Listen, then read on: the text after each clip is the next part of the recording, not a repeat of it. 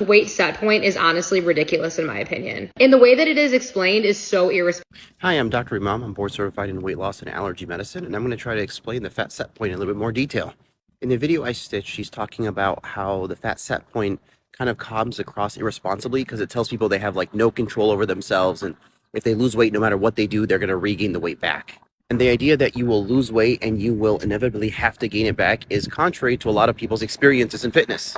So I'm going to explain it this way. The fat set point is this like theoretical construct of all the different stimuli that your brain is receiving and your body is receiving on how it's going to settle down at a certain weight, giving the environment that it's currently in. And that environment includes what you do to your body, exercise, diet, sleep, and also genetic factors and things like that. For example, it's a common dietary advice that if you cut out 500 calories per day, you should lose 1 pound of fat per week. But if you did that, you're not going to lose fat until you disappear like 2 years later.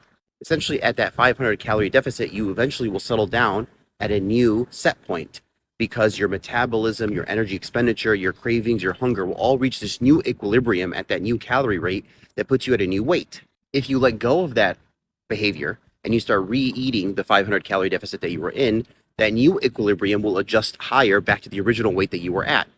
I'm going to explain it using the multiverse because I really want to watch the new Spider-Man and I haven't seen it yet.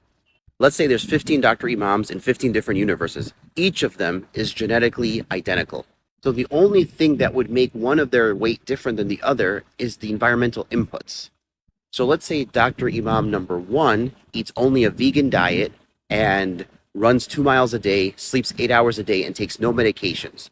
That Dr. Imam might settle at 180 pounds. Let's say Dr. Imam number 2 eats only junk food and never exercises and sleeps 4 hours a day, and he naturally settles at 220 pounds.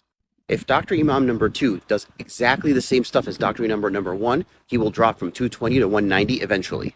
And if Dr. Imam number 1 does all the same stuff as Dr. Imam number 2, the unhealthy version of myself, then he will gain weight until he stops at 220.